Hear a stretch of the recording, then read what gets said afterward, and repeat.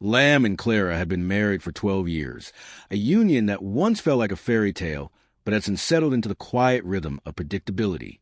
They met in their late 20s, drawn together by shared ambitions and a love for indie films and hiking.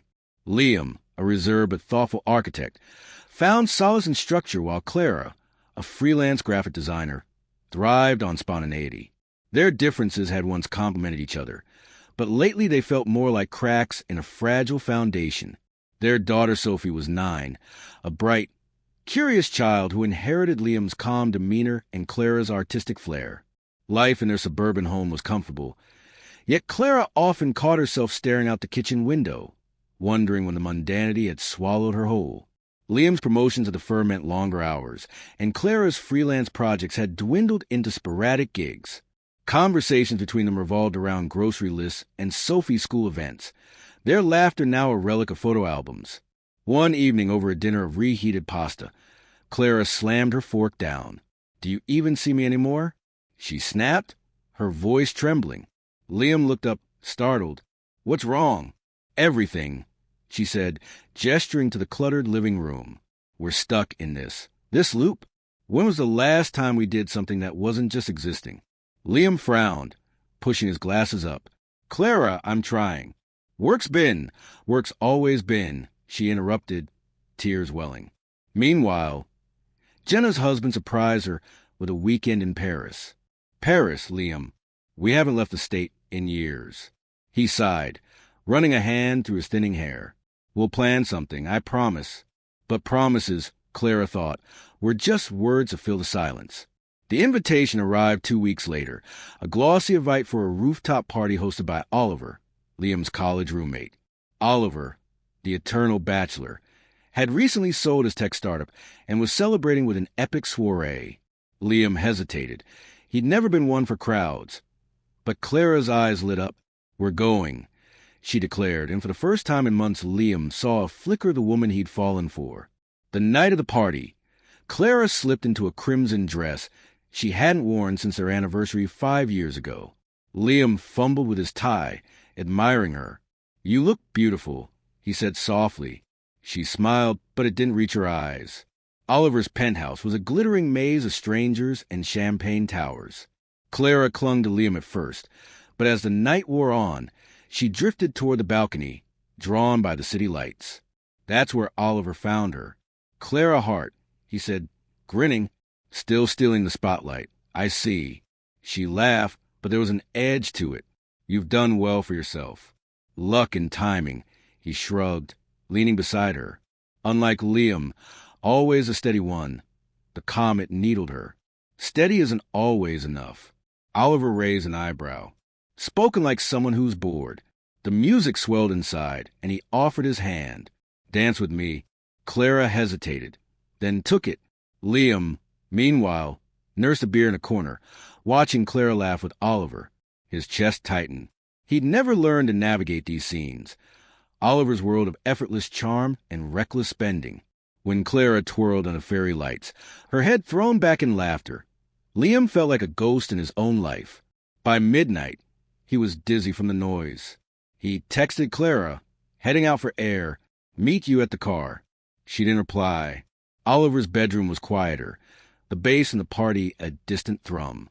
Clara sat on the edge of bed, her heels discarded. "This was fun," she said, but her voice wavered.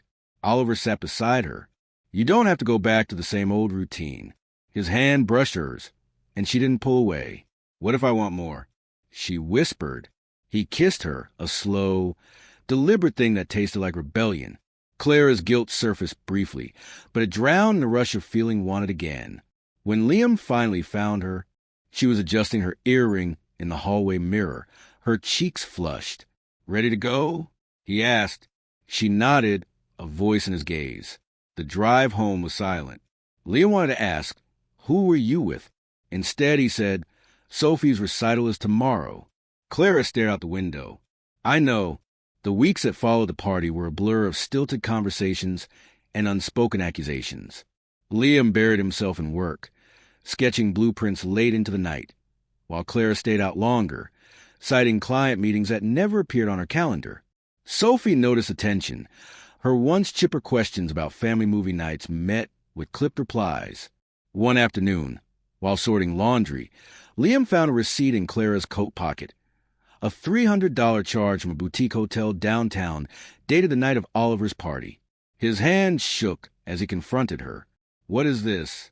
he demanded, holding up the slip. Clara paled but held his gaze. "A mistake. It's not mine." "Don't lie to me," he said, his voice cracking. She turned away, her silence louder than any confession. Oliver's text began flooding Clara's phone. Playful emojis, late-night thinking-of-you notes. Each ping felt like a grenade. She told herself it was just a fling, a temporary escape from the suffocating predictability of her marriage. But when Oliver invited her to gallery opening, she said yes. They met in a dimly lit wine bar. Afterward, Oliver traced circles on her wrist. "You deserve more than leftovers, Clara. What if more isn't real?" She murmured. "Then we'll make it real," he said, kissing her. This time there was no guilt, only the thrill of rewriting her story. At home, Liam scoured their shared calendar, noting every unexplained gap. He hired a PI, a decision that left him nauseous. The photos arrived a week later. Clara laughing on a park bench with Oliver, her hand tucked in his coat pocket. Liam stared at the images until they blurred.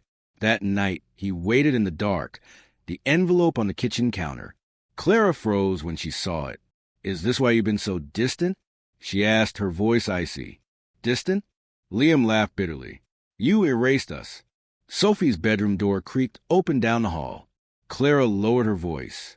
"I needed to feel alive again. You stopped trying, and you stopped choosing me." He shot back. The divorce papers came swiftly. Clara moved into a sleek downtown loft Oliver rented, promising Sophie weekend visits that often dwindled to rushed ice cream trips. The girls' drawings piled up on Liam's fridge, stick figures of 3 people, one always scribbled out. Oliver's enthusiasm waned as quickly as it began.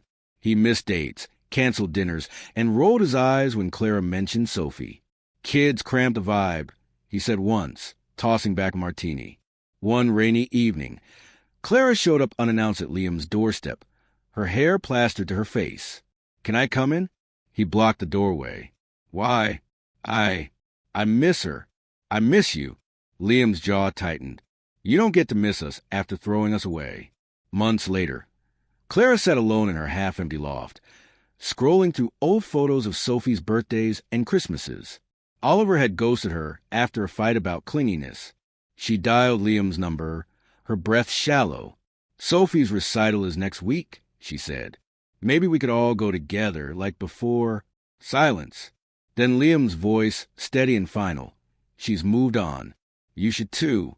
The click of the line disconnecting echoed in her ears. At Sophie's recital, Clara lingered in the back, watching her daughter beam at Liam from the stage. When their eyes met, Sophie's smile faltered. Clara left before the applause faded. Liam rebuilt slowly. Weekends were spent teaching Sophie to sketch, her laughter filling the hollow spaces. One evening, as they painted her bedroom wall sunset orange, she asked, "Does Mom hate us?" He knelt, wiping a smudge from her cheek. "No, kiddo. She just forgot how to love us right." Clara, meanwhile, drifted through dating apps and empty flings, chasing the high she'd mistaken for happiness. But the men were echoes of Oliver, charming, transient, allergic to permanence. On a frosty December morning, she stood outside Liam's house, watching smoke curl from the chimney. Sophie's mittened hand waved from the window before disappearing. Clara turned away, the weight of her choices settling like snow, cold, unyielding, and hers alone to carry. In the end, the echoes of what drowned her, while Liam learned to find music in quiet.